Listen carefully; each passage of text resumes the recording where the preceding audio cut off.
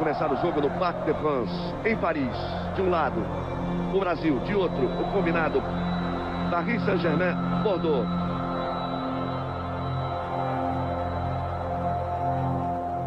Uma semana antes dele morrer, teve o jogo Brasil-França no Parc des Princes, que ele deu o pontapé inicial e que eu estava de repórter de campo. E foi a última vez que eu vi o Senna. E era programada uma foto que seria do Ayrton junto comigo, os dois possíveis tetras. O Brasil tetracampeão de futebol e o Ayrton Senna tetracampeão da Fórmula 1. Um tetra na Fórmula 1 era muito mais certo do que o tetra da seleção brasileira, porque Ayrton Senna, na melhor equipe do mundo, que era a Williams, era tetra garantido para nós. A gente vinha de 24 anos sem ganhar uma Copa do Mundo. Ganhamos em 70, então...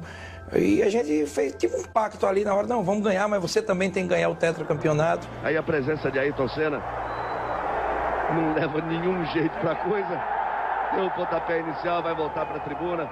Quando o Ayrton deu o pontapé inicial, ele saiu correndo, tem uma imagem dele que ele vai, e ele falou, ó, acelera daqui que eu acelero de lá, vamos acelerar junto. No automobilismo, eu ficava em casa aos domingos, não saía de casa para ver o Ayrton Senna correr. Como se eu fosse ver um jogo de futebol, ver o Pelé atuando, um grande artista, um Zico, um grande jogador. E era realmente um fã do Ayrton Senna.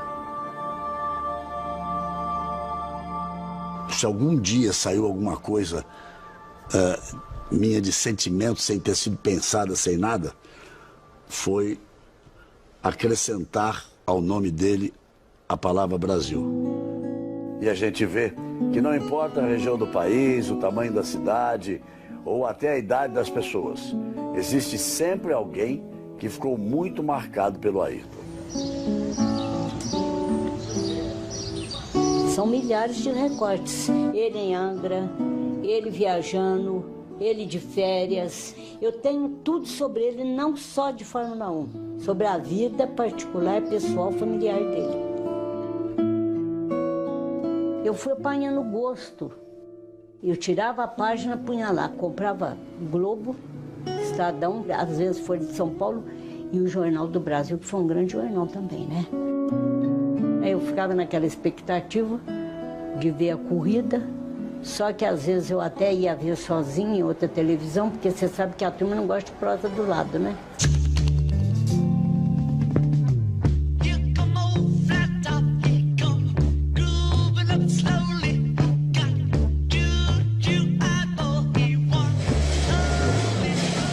Aquele pôster, na verdade, eu só fui ter coragem de montar aquele quebra-cabeça muitos anos depois da morte dele, né?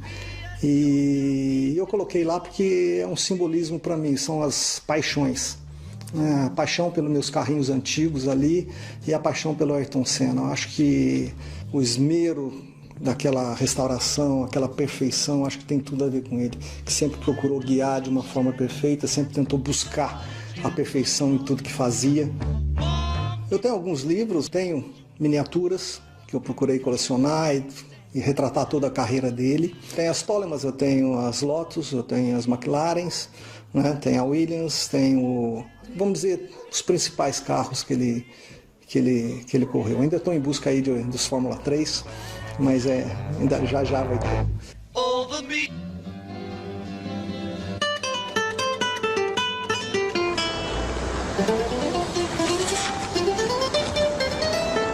Ó, a gente tem um mural do Ayrton Senna, né? Tem o carro, a McLaren dele, um busto dele, né? Essa aqui, olha só, rapaz. Essa aqui que deu trabalho lá em Mônaco, aquela vez lá. Tem a foto dele levantando o troféu, lógico, né, cara? Tem as fotos, eram manhãs assim que você podia dormir ao sábado, Senna tá largando lá para trás. Você pode acordar cedo, você pode tomar... Tamanha era a paixão por Fórmula 1, tamanha era a paixão por acompanhar o Ayrton Senna. Ficava, não perdia nada, né? Um super-herói que a gente tinha quando criança que nos trazia vitória, música e inspiração nas manhãs de domingo. Mas começou a me chamar a atenção como era um momento em que a minha família inteira se reunia como se estivesse assistindo um filme de ação. E o Ayrton teve essa capacidade de fazer nós, brasileiros, nos sentirmos orgulhosos de sermos brasileiros. Cada vez que ele enfrentava o primeiro mundo no que ele tinha de mais avançado, e vencia. O Senna mudou um pouco as manhãs dos domingos da televisão brasileira. Não é que a audiência tenha duplicado, não. A audiência quase que triplicou. O que o Senna fez com o automobilismo é que ele transformou o automobilismo em futebol. Domingo era dia de clássico. Corria de kart por causa dele. Eu lembro que quando eu tinha a imagem de Ayrton Senna na minha vida, assim, eu falava para o meu pai que eu ia ser a primeira pilota de Fórmula 1 da história. Quando me tornei adolescente, comecei no kart. E estava vendo sempre os vídeos porque sabia que ele tinha começado no kart. Via como ele encarava a pilotagem. Na verdade, tentando imitá-lo.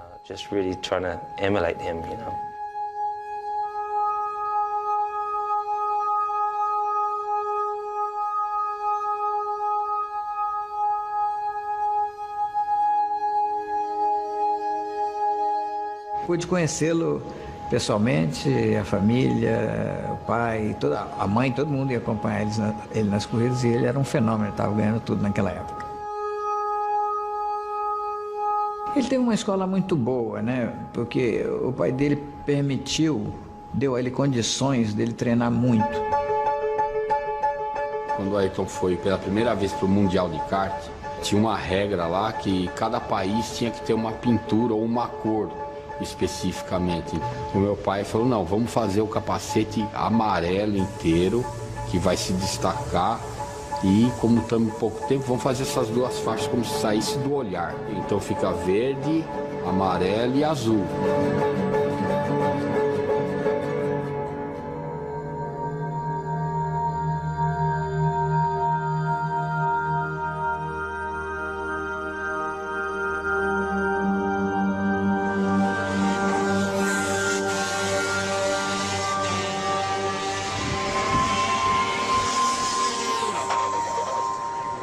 Fora do Brasil, o Fullerton foi o grande adversário do Ayrton e, na verdade, foi com quem talvez ele tenha travado as batalhas mais épicas que não são conhecidas, né? Fullerton foi o maior piloto de kart da década de 70 e 80, era um gênio, ele correu até os quase 40 anos. A referência de kart na época era o Fullerton. E o Ayrton tinha muita habilidade e era o título a ele conquistar, seria o título mundial de kart. Ele era realmente muito veloz, naturalmente veloz. Sua sensibilidade para os níveis de aderência era incrível. Foram sempre disputas muito limpas, duras, difíceis, mas sem colisões. Pela primeira vez, a FICA, a Federação Internacional de Kart, colocou decibelímetro nos cartões que o kart não poderia passar de 110 ou 115 decibéis. E por alguma razão, o kart do Ayrton passou dos 110 e ele foi punido em algumas posições que influenciaram no final da corrida para ele não poder chegar à semifinal, à final, com colocação que ele poderia ser campeão. O negócio dele era correr e ganhar. E foi com o Fullerton que ele viveu isso. Se ele continuasse no kart, ele ia se tornar um piloto mais refinado. Mudaria com o passar dos anos. Eu não segui o mesmo caminho porque meu irmão mais velho morreu numa corrida de motos e minha família sofreria muito se eu corresse de carro, moto ou qualquer categoria mais perigosa do automobilismo. Então eu tinha alguns anos de experiência para usar a meu favor e foi isso que eu fiz. A razão mesmo de eu me dar bem contra ele foi experiência. Quando Ayrton pensou em ir para a Inglaterra para poder disputar um campeonato, meus pais não eram a favor disso, mas acabaram concordando como uma experiência, né, para ele. Quando ele falou que queria correr de carro, eu falei, mas você não pode, você é muito estabanado, você não sabe, ali é uma coisa de precisão. Né?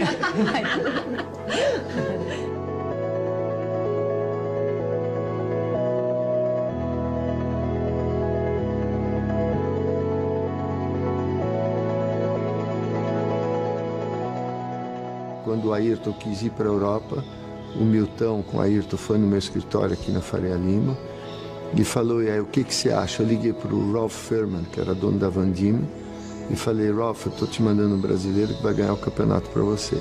Cuida bem dele. Mas não deu outra.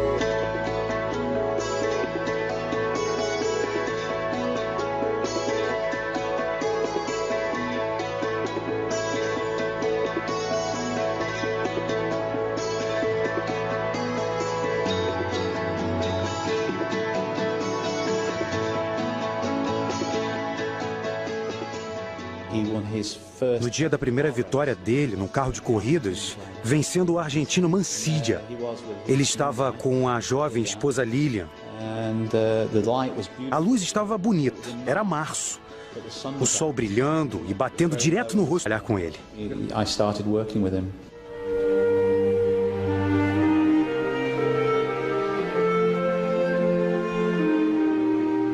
Acho que o que de fato contribuiu para o casamento não dar certo foi o fato de ele ser muito novinho e a Lilian também. Os dois foram muito novinhos para viver juntos, que já é uma mudança grande na vida de uma pessoa, e num país diferente. Eu sempre achei que ela não gostava da Inglaterra e também ficava muito nervosa com as corridas. Eu acho que isso foi um problema para eles.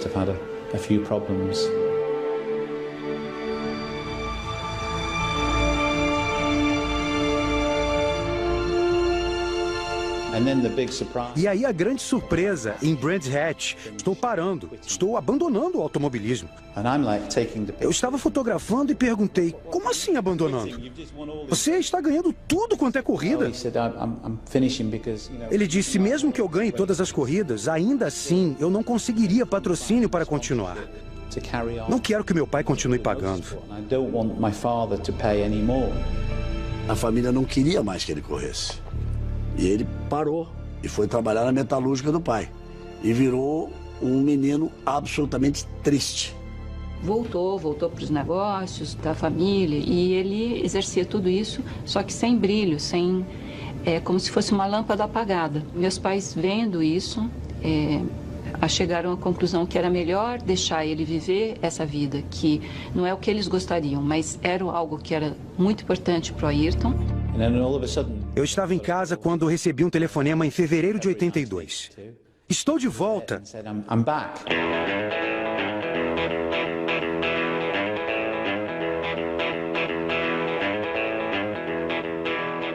Primeira vez que eu o vi correr foi na Bélgica e ele ganhou a corrida, como aliás fazia sempre naquela época. E aí se aproximou e disse assim, o senhor que é o senhor Galvão Bueno? Ele falou, eu sou o Ayrton Senna da Silva. O senhor ainda vai ouvir falar muito de mim e ainda vai transmitir muita corrida minha. Eu nunca vi alguém com a confiança dele. É um negócio assim extraordinário. A gente pensa dia e noite em automobilismo, então a gente treina 2, 3 vezes por semana, às vezes 4. O Ayrton, como na época acontecia com a grande maioria dos pilotos brasileiros, não foi descoberto pelos brasileiros, foi descoberto pelos ingleses. É uma manchete nos jornais ingleses que passou a chamar a atenção do brasileiro. Quer dizer, a manchete era assim, Silverstone, em vez de Silverstone. E nós fomos para lá transmitir ao vivo para a Globo uma corrida de Fórmula 3, ou seja, já se tinha a certeza de que ali existia um grande campeão e que ia fazer a diferença.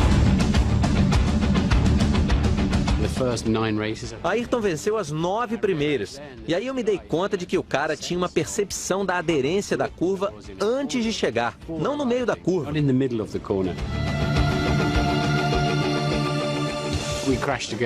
Nós batemos. Um dia o carro dele veio parar nos meus ombros. Em outro, batemos de lado em Snetterton. Por 2 vezes ele recebeu anotação de direção perigosa em sua licença de piloto. E ele ficou muito bravo. 30 anos depois, o automobilismo inglês ainda comenta aquela temporada. Se tornou algo que todo mundo gosta de lembrar.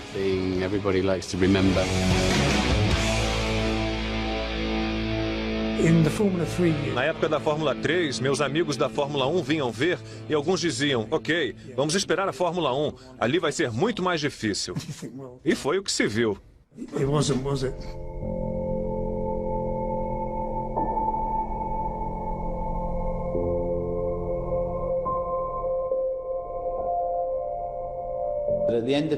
No final de 1983, o Frank Williams entrou em contato com ele e ofereceu um teste em Donington. Sem compromissos, só uma oportunidade dele testar um carro de Fórmula 1 pela primeira vez. Ali não teve como, né? Não ficar fã de uma pessoa que, com aquela idade que ele tinha, com aquela confiança toda, naquele momento dele ali. Ele não tinha certeza se ele ia conseguir a vaga na Williams, como acabou não conseguindo, porque não existia a vaga. Aí entramos junto no caminhão Ele passou debaixo do carro, olhou para cá, olhou para lá. E ele vai e bate na lataria do caminhão e fala: é hoje. É hoje. Estava escrito, me lembro muito bem, no painel, né? Cuidado. Eu ainda num presente que eu vim esperando há muito tempo. É um sonho que há muito tempo eu tenho e que está sendo realidade hoje. O momento se prolonga, como se durasse horas. A emoção de Ayrton é sentida até pelos mecânicos. O carro sai do box, devagar.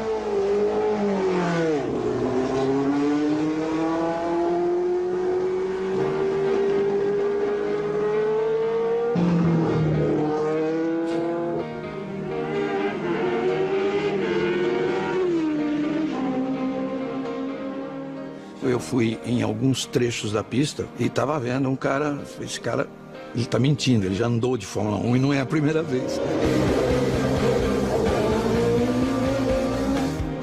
Assim que eu saí do boxe, eu achei uma potência enorme, mas com 2, 3 voltas eu já estava acostumando a pegar. Parece que não tem segredo nenhum.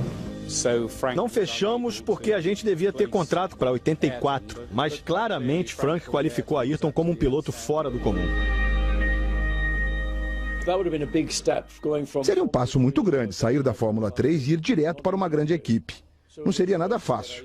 Então Ayrton escolheu ir para Toleman, onde ele trabalharia com uma equipe menor. Foi uma entrada suave na Fórmula 1.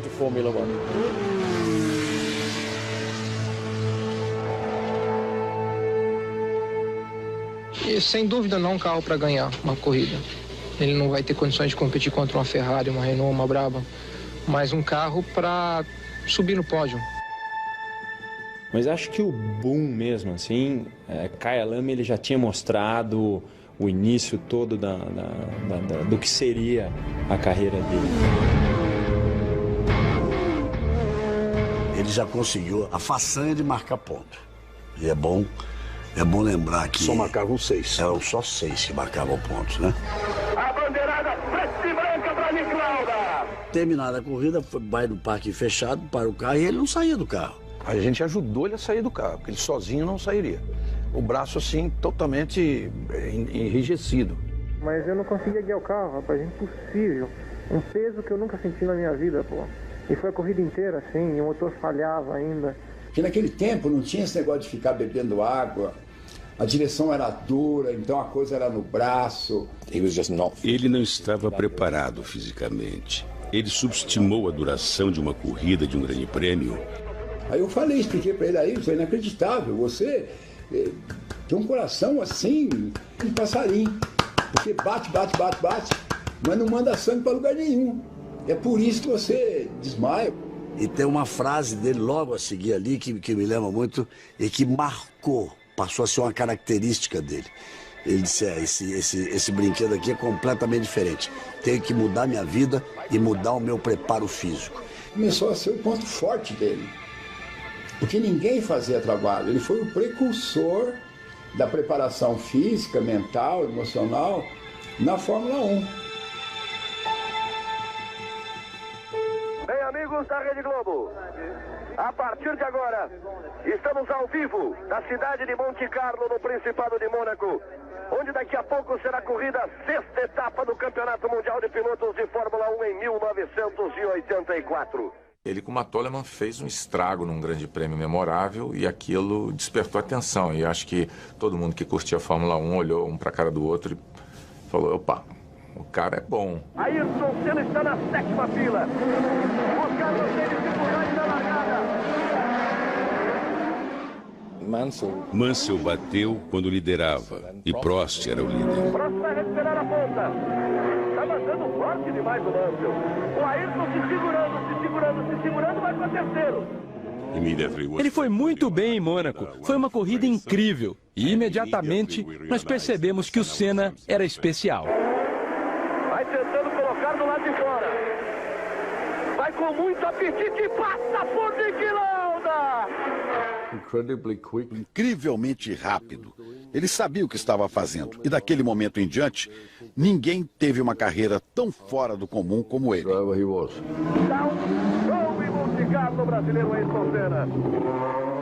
Tal de Jack Ickx, um belga, viu que o Alain Prost ia perder aquela corrida, aí resolveu dar uma ajudinha, né, ao francês e terminou a corrida. Vai ser dada a bandeirada para Prost. Ele lentamente vai parando. Então, o Ayrton passou direto.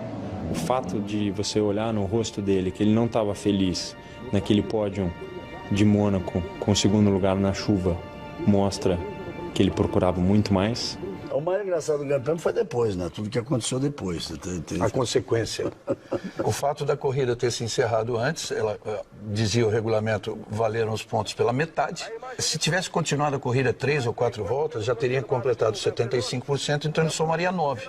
Como ele somou 4,5, no final do campeonato, o Niki Lauda ganhou o campeonato dele, Prost, por meio ponto. Ou seja, se o Jack Ickx tivesse deixado seguir a corrida, o Ayrton teria conquistado a vitória naquela corrida. E o Prost teria feito 6 pontos. E o Prost seria pentacampeão do mundo.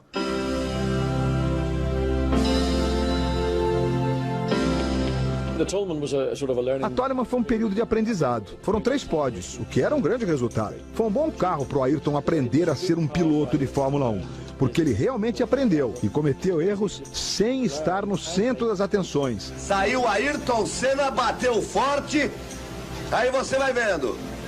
Vinha muito bem na prova Ayrton Senna. Mostrou tudo que sabe aí Ayrton Senna. E aí teve o GP de Portugal, quando ele desafiou as McLaren. E olha o Lauda em cima do Ayrton, quer o 3º lugar. Ayrton Senna e Niki Lauda. Não estava muito claro no início, mas que tinha um sujeito fora de série, absolutamente extraordinário como piloto, como profissional. Nascia um herói. Essa imagem é bonita de se ver. O grande Lauda e, quem sabe, o futuro grande Ayrton Senna.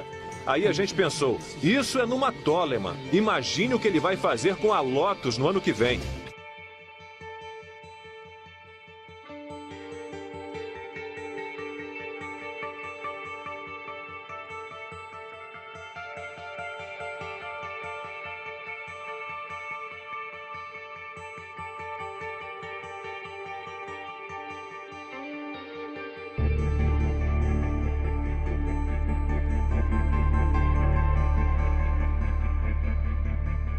A mudança para a Lotus, claro, foi algo mais sério. Havia o motor Renault, uma equipe maior, orçamentos maiores, mais tecnologia, mais tudo. Se você disser Ayrton Senna para mim, o que vem à minha mente, além, é claro, do amigo, é a sua velocidade. Suas voltas de classificação na Lotus.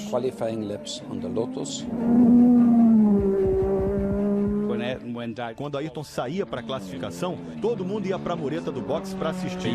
E você podia ouvir ele chegar na entrada das curvas. Quanto maior é a potência, você seleciona mais o piloto. Você pega uma corrida com fórmula com 1000 cavalos, dos 20 vão sobrar 2, 3 para ganhar a corrida. O resto fica para trás. Os turbos eram difíceis, porque nos treinos você tinha 1.100 cavalos de potência quando acionava o booster.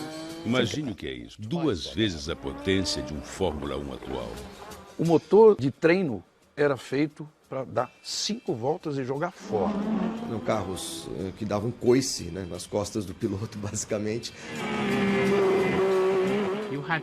Você tinha de pilotar em cada metro da pista. Você brigava com o carro. Eles eram assustadores. Era um carro para homem. Toda aquela potência, aqueles rodões e nada automático.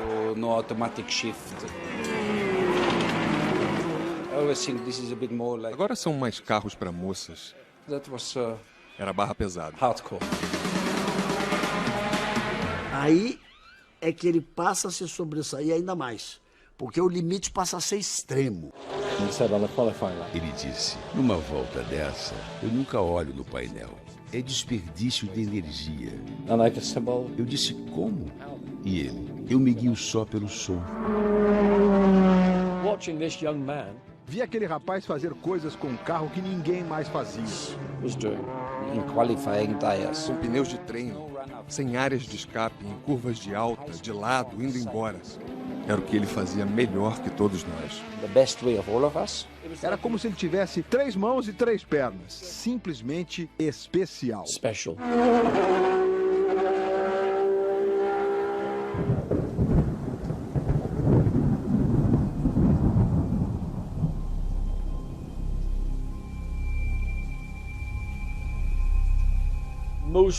Os pilotos na chuva são, em sua maioria, instintivamente cautelosos. Você não tem muita visibilidade, falta aderência e você perde um pouco da confiança em si mesmo.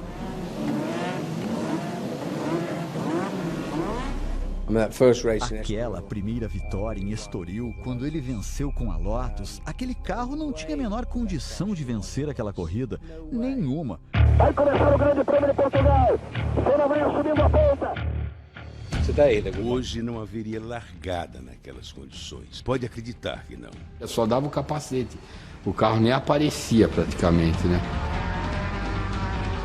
Você pode dizer que ele caminhou sobre a água.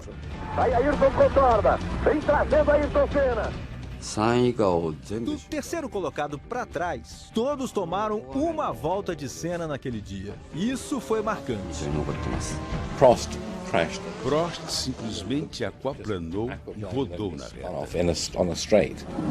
Rodou na reta, Prost! Depois, eu perguntei a Senna se ele estava usando terceira marcha numa curva que todos faziam com cuidado em segunda. Ele disse sim. Às vezes em terceira, às vezes em quarta. Ele explicou. Você não tem que ficar cantando pneus e sim manter o carro mais quieto, equilibrado, fácil de guiar. Qual o sentido em ficar patinando? Você não chega a lugar nenhum. Bandeirada para ele! Ayrton Senna! Ayrton Senna vem do Grande Prêmio de Portugal! É a sua primeira vitória na Fórmula 1. E você, em todo o Brasil, é testemunha do nascimento desse novo grande ídolo desse esporte. E eu disse, cara, você é um espetáculo, todo mundo rodando na reta, aquaplanando tudo. Que corrida você fez? Eu falei, porque a televisão não mostra tudo. Você não tem ideia de quantas vezes eu fui embora e voltei. A história dele na Lotus, eu acho que foi o tempo heróico do Ayrton. Ele batia com caras bons, agressivos. Corrida é isso. O Rosberg meteu por dentro, o Ayrton disse, comigo não. Rosberg rodou e sobrou para o Piquet, veja no replay. I was in practice, in Monte Carlo. Eu estava treinando em Monte Carlo, tentando me classificar, andando rápido, e de repente, no meio da pista, ele estava andando devagar, olhando pelo retrovisor e acabou destruindo minha volta. And destroyed my lap. Went over there and said to him, why are we not... No boxe eu disse a ele, por que você fez isso? Por que não cooperou? Você é novo na Fórmula 1. Normalmente a gente se afasta para que os outros se classifiquem, é assim que funciona. Ele olhou para mim e... Fine. Ok, sem problema. No sábado, na hora da classificação para o grid, eu fiz o tempo mais rápido e fiquei na pista, andando devagar, esperando por Ayrton. Ele veio na curva como um louco, e eu estava no meio da pista e parei o carro. Acelerei de novo e destruí a volta dele. Nos boxes ele ficou louco. Eu disse para ele... Desse momento em diante, nós tivemos um bom relacionamento. Eu falei com ele, ele falou comigo e não tivemos mais problemas. No more problem. Pinta a luz vermelha, vai pintar a verde. Ayrton e Nigel Mansell na primeira fila. Pintou a verde. Ayrton tenta voltar. O que mais me chamou a atenção é que ele sempre largava na frente, mas ele não vencia a corrida. Lógico, naquela época eu não tinha experiência, né, para saber o tipo de carro, né, eu era uma criança. Ele enfileirou pole positions naquele ano. Todo mundo sabia que o desempenho dele em treino não seria o mesmo em corrida, era um outro universo. E ele pegou a Lotus no momento que a Lotus não estava tão bem, estava tentando recuperar. Quando o Ayrton foi para Lotus em 85, Hélio De Angelis era o companheiro de equipe. E ele era bom. Mas o Ayrton jogou pesado. Viu que tinha que vencer o Hélio para seguir em frente. As exigências que o Ayrton fez, vetando alguns pilotos, na verdade, eu acho que eram muito menos por medo de perder dos caras, alguma coisa assim, do que no sentido de otimizar o trabalho da equipe. Eu acho que nisso ele era bastante consciente. E me lembro de um jantar que era a despedida do Hélio De Angelis da Lotus. E disse que estava na hora de ir embora. E agora que já está certo que Ayrton Senna continua mesmo na Lotus, o que se discute é a contratação do segundo piloto para o ano que vem. A Renault era muito ligada ao Warwick e queria um lugar para ele em alguma equipe que tinha motores Renault. Foi um momento difícil para mim. Assinei o meu contrato com a Lotus para ter um tratamento igual a Senna para 86. Nós alternaríamos o carro reserva. Eu já tinha escolhido meus mecânicos, meus engenheiros, tudo. Ayrton tinha um patrocínio forte e fez muita pressão para se livrar de mim. E foi o que aconteceu. Eles rasgaram o contrato na minha frente. Era preto no branco. Era assim que ele negociava. E como na maioria das vezes ele levava a própria vida dele. Acho que ele sabia que a equipe não seria capaz de fornecer 2 carros de ponta.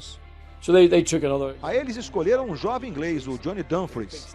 Para ele foi um grande passo, mas era muito difícil de ele se colocar no mesmo nível do Ayrton. Então aconteceu algo muito estranho. Recebi uma carta de Ayrton me desejando tudo de bom em 1986. Acho que ele não imaginou o impacto que eu tinha sofrido. Não acho que ele pensou que estava me atingindo, que estava destruindo a minha carreira. Ele só queria o melhor para Ayrton Senna.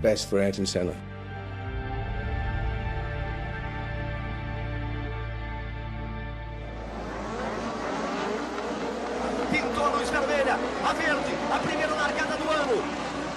Ayrton sai bem, Mansell forçou. Já puxou por fora. Eles vêm juntos. A vantagem é de Mansell. Ayrton força. Entraram na curva. Ayrton não quis abrir. Foi-se embora e tomou a ponta. Eram caras muito bons. Personalidades fortes. Prost, Piquet, Senna, Mansell. Prost tira para tentar a ultrapassagem. Uma na frente a Ayrton Senna. Nelson Piquet vem de carona em segundo. Senna é o primeiro, Piquet é o segundo.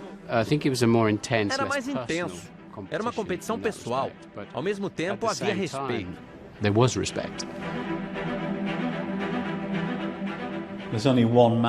Só uma pessoa conseguiu colocar aqueles 4 campeões juntos na mesma foto. Bernie Ecclestone. Foi uma grande foto dos 4 na temporada de 1986. Foi um cara que tinha uma característica completamente diferente de mim. Ele se dedicava ao ponto de automobilismo ser muito mais importante para ele do que a própria vida dele. Piquet dá duro em cima de Ayrton Senna. Vamos disputar a freada no final da reta, é uma freada difícil. Nelson Piquet e Senna toma a ponta, Nelson Piquet. Como você sabe, sempre houve uma certa dificuldade no relacionamento de Nelson no Brasil. Nelson Piquet. Até o Nelson Piquet, que era um piloto que guiava com muita precisão, ficou mobilizado com a chegada de um compatriota. Imagino que isso acendeu nele a vontade de derrotar o Senna, custasse o que custasse. Piquet foi por fora agora. Fez a manobra. Outra vez, atravessa na frente de Senna. Senna teve que recolher. O Nelson Piquet veio por fora, veio de lado na frente de Ayrton Senna. E o Hungaroring é um circuito muito difícil de ultrapassar também.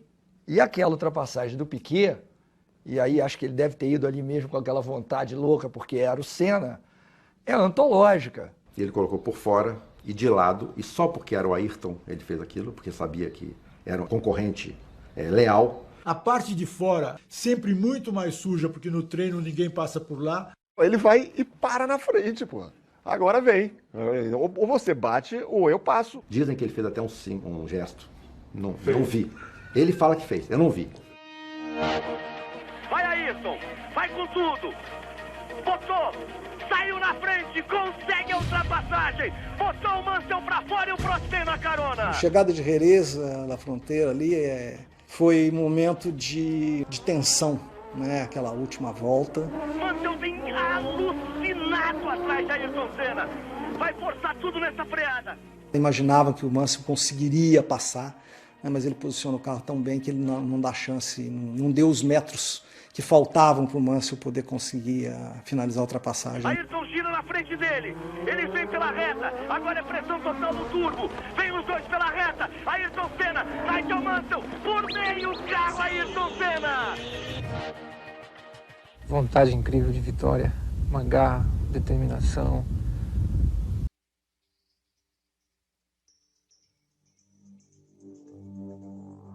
Naquele momento da corrida de Detroit em 86, eu acho que o Ayrton lavou a alma dele, ganhando, né, a corrida lá. E ele lavou junto a alma de todos nós brasileiros, que naquele momento a única coisa... Sido desclassificado da Copa do Mundo de 86, pela França. E o Ayrton corria numa equipe que tinha franceses, né? O meu projetista da equipe era francês, parte dos mecânicos eram franceses, porque era a Renault que fornecia os motores. E eu tive que aguentar aquela tiração de sarro o dia todo, né? E no domingo, peguei a bandeira, como uma forma de vingança, né? Do que tinha acontecido no dia anterior. Aí virou uma coisa muito explosiva, porque o Brasil não gosta de automobilismo, o Brasil não gosta de tênis, o Brasil não gosta de futebol, o Brasil gosta de ganhar. Ele não pensou em se promover levantando a bandeira. Ele pensou, eu tenho certeza que ele falou, pô, o povo lá tá tudo triste, que o povo gosta de futebol e tudo mais. Vou mostrar, eu tenho orgulho de ser brasileiro, todo mundo tem que ter, todo brasileiro tem que ter. Isso é ser patriota.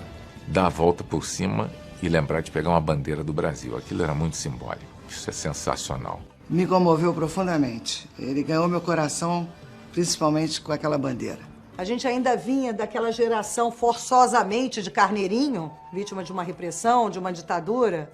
Então era bom ver a força do povo brasileiro representada naquele cara. Um cara que bate no peito e diz, eu sou grande, eu posso. Que a gente olha e tem orgulho de falar assim, sabe o Ayrton? Então, eu sou do país do Ayrton.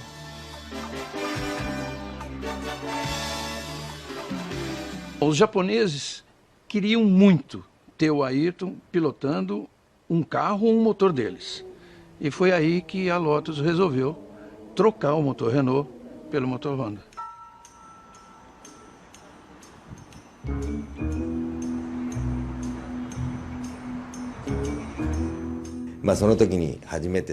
Em 1987 foi a primeira vez que o Senna correu com o motor Honda. Ele vinha da Renault e como eu já era piloto de testes da Honda, o conhecimento sobre o motor era a minha única vantagem sobre ele.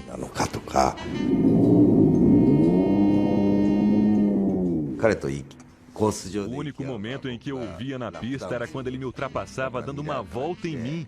Ele aparecia no meu retrovisor e em seguida eu já estava vendo a traseira do carro dele. Olha o Nakajima aí, Prost faz a ultrapassagem, Nakajima entra na frente do Mustang.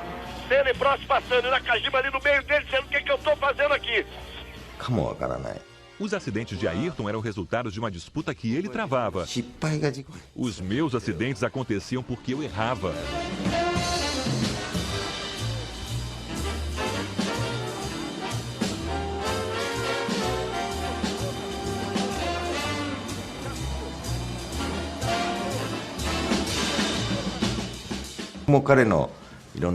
Eu vi os dados da telemetria de Ayrton, aí tentava fazer igual.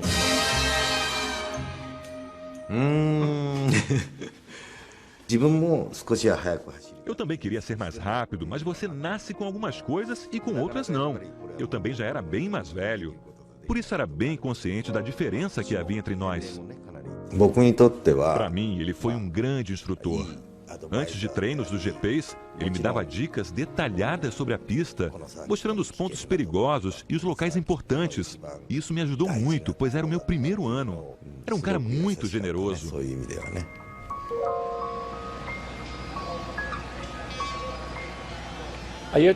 Ayrton era inegavelmente o mais rápido na pista, mas nem sempre teve o melhor carro para a corrida. Ele podia ter um carro rápido, mas não necessariamente o melhor. Eu me acostumei mal a vencer. Em todas as categorias que eu passei, eu sempre venci. Que a Fórmula 1 foi uma experiência totalmente diferente e eu tive muitos momentos de frustração. E isso mexe com você, mexe com a tua estrutura. Um dia estávamos andando de bicicleta e ele disse: John, o que você acha da McLaren? O que eu posso esperar? Eu disse: é a equipe do Alan. Ele é muito esperto, um piloto fantástico. E eles agora têm os motores da Honda. Acho que você tem que ir com calma. For para lá, vou elevar o nível deles. Vou destruir o Prost, física e mentalmente. Eu vou lá... De equipe dos sonhos, o Dream Team da Fórmula 1. Ayrton Senna, Alain Prost, McLaren e os japoneses da Honda.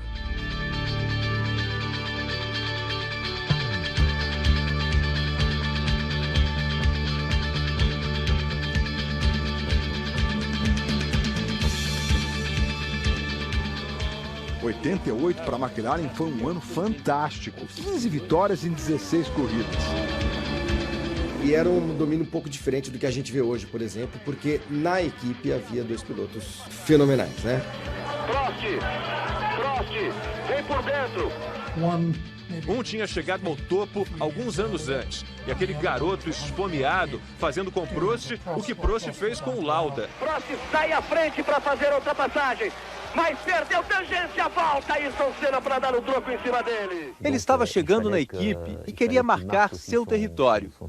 Sinto orgulho de ter sido a referência, o cara a ser derrotado. Mas ele também representava isso para mim. Essa motivação última. Eu acho que em Mônaco ele conseguia passar, acho que por dentro do muro, né? Porque o que ele fazia na pista de Mônaco também era impressionante, né?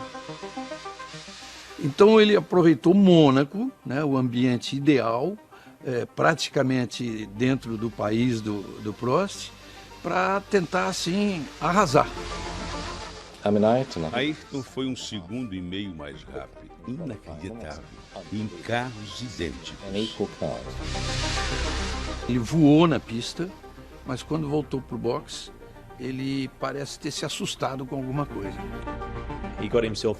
Ele entrava naquela espécie de transe que ficou mundialmente famosa. Eu não acredito que tenha existido piloto capaz daquilo. Ele falou que ele foi andando mais rápido, e que entrou num túnel, assim, e chegou a um ponto que o automóvel passou a ser uma extensão dele.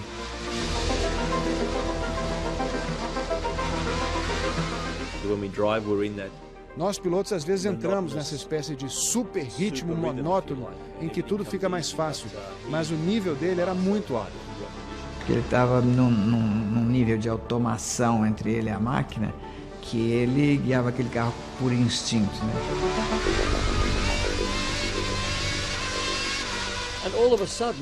E de repente o Alan, que era o centro da atenção da mídia e da equipe, foi abandonado. Alan ficou lá, sem pai nem mãe. Na corrida, as coisas acabariam diferentes daquele treino fantástico. 4 segundos agora para verde, vamos para a largada de Monte Carlo no verde. Prost tenta forçar, Senna larga na frente, Berger vem por dentro. Eu me lembro que na largada, Senna foi embora e Prost ficou atrás do Berger quase meia corrida. Ayrton estava 50 segundos à frente.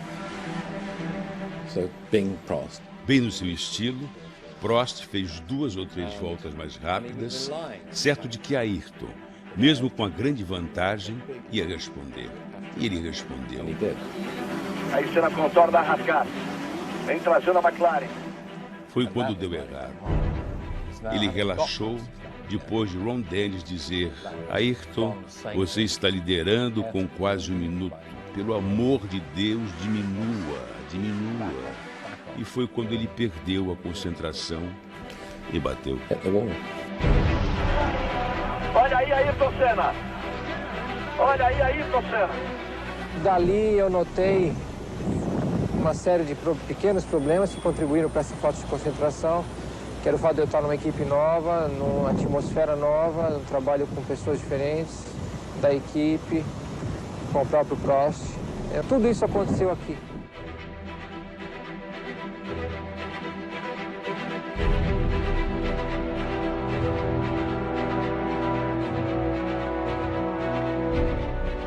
O primeiro título dele em 88 foi, acho que, a coisa que mais me marcou em Suzuka, porque mostrou o espírito, assim, primeira vez que eu vi o espírito do guerreiro, assim, dele, né? Ficou Senna, ficou Ayrton Senna na largada. Impressão que engasopou ali o motor, ficou muito Senna, Prost escapou à frente. Largou mal, muito mal. Na primeira volta caiu lá para 14º, 15º e foi buscar um companheiro de equipe com um carro igual, né? Que não era fácil. O Senna desenvolve bem. Ele vai por dentro. Faz a ultrapassagem na freada da chicane em cima de Alboreto. E vai buscar a vitória com uma confiança, fazendo as ultrapassagens no momento justo, no momento certo. Prost e Capelli já aparece Senna, já vem pra cima dos dois. Então vem a chuva, e quando veio a chuva, ele mesmo deve ter pensado, agora ninguém me segura mais. Vai tentar pegar o vácuo para tentar a ultrapassagem. Vai tentar o Senna chegar. Vai pra cima do Prost. Tirou pra botar por dentro. Pra Ayrton Senna, vai com tudo e passa Prost. Ele passou pelo posto de passagem, né? Parecia Mônaco 84, né? Só que agora eles tinham o mesmo carro. O diretor de prova aguarda. O Brasil inteiro aguarda. Ayrton Senna ergue o punho. Vibra. É a vitória. Ayrton Senna do Brasil. Campeão mundial de 1988. Ayrton Senna do Brasil. A vitória de Senna.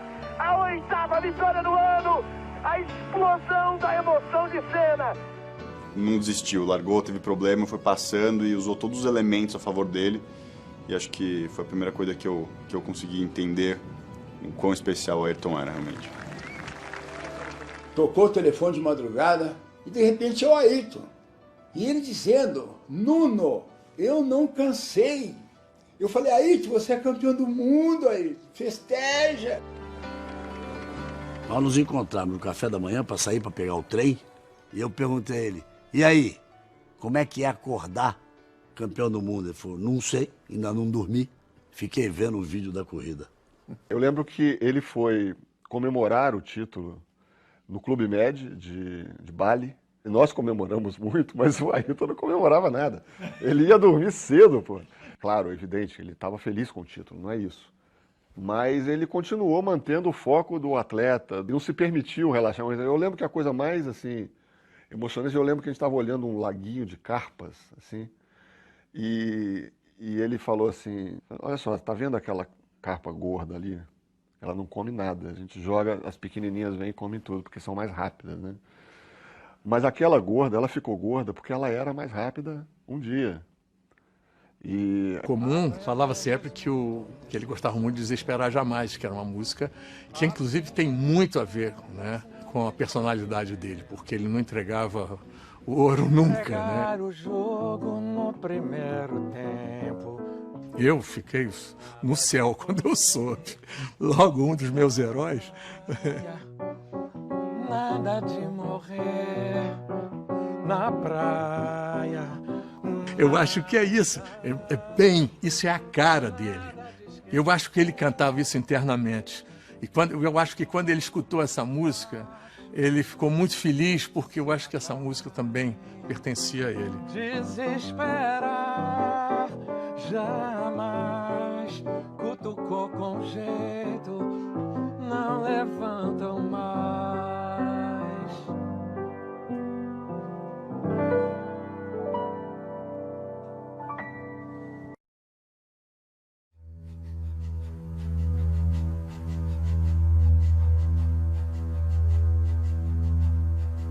Antes do final de 88, a coisa já estava assim bem difícil e o clima está muito ruim. Eles praticamente assim, um entrava no motorhome e o outro saía. Aquela recepção que o Prost deu ao Senna em 88, recebendo o Senna como um garoto prodígio, bacana, vai ajudar a equipe a crescer, ganhou um campeonato aqui legal, tal. Aquilo acabou no começo do ano porque o Prost também era um piloto muito competitivo. Alain achava que Ayrton estava recebendo tratamento preferencial da Honda, o que não sei se era verdade ou não. No final de 88, Prost se reuniu com o dirigente da Honda e ouviu dele o seguinte: as pessoas que trabalham na equipe Honda são todos jovens e eles veneram Senna porque veem Senna como um samurai. Eu me lembro de uma entrevista que eu fiz com o engenheiro-chefe da Honda. Ele virou para mim e disse: as qualidades morais dele e as qualidades dele de profissional são as que nós louvamos nos nossos samurais. Ayrton era uma pessoa normal, apesar de ser um super piloto e um super engenheiro. Esbravejava, sofria.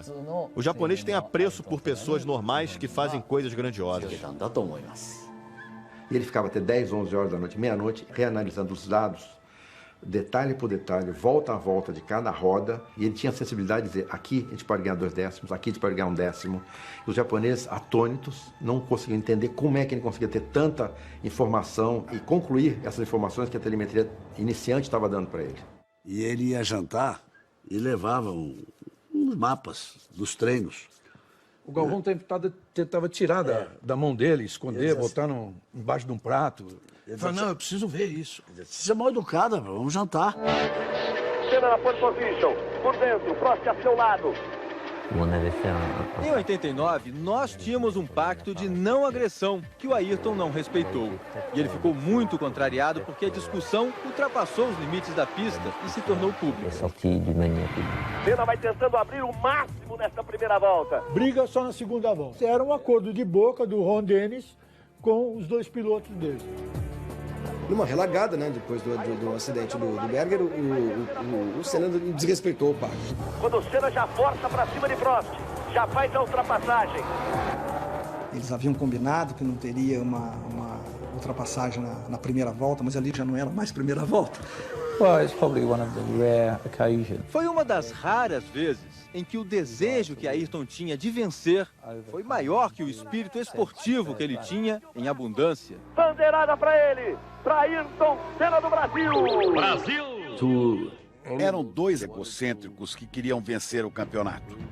Senna em suas atitudes carismáticas e simpáticas, e Prost com seu jeito francês.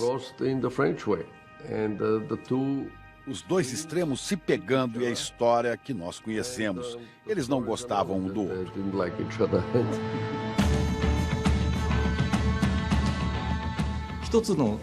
Na prática, havia 2 equipes dentro da McLaren por causa das desavenças e dos conflitos que existiam.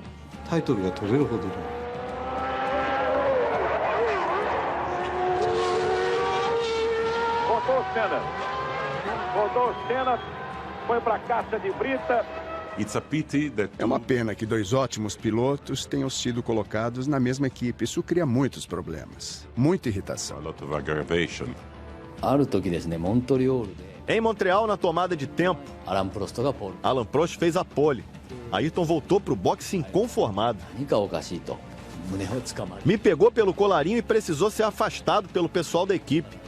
À noite, ele convocou todo mundo e pediu desculpas, dizendo que não queria que aquilo acontecesse de novo. Ayrton Senna. Com problemas, Ayrton Senna. No GP da Itália, Senna liderava com 30 segundos de vantagem. Mas seu motor quebrou e o Prost venceu a corrida. Fui cumprimentar o Prost e ele deu um tapa na minha mão, recusando o meu gesto. Nenhum dos 2 queria aceitar uma posição vantajosa do outro. Daí a nossa ideia de sortear os motores para Senna e Prost. Ele sofria muito porque sabia que era o melhor e queria que isso fosse percebido.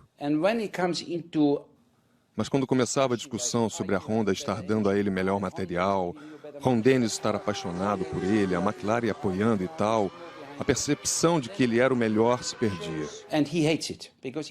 E ele odiava isso porque era muito competitivo. Foram 2 anos muito difíceis para ele.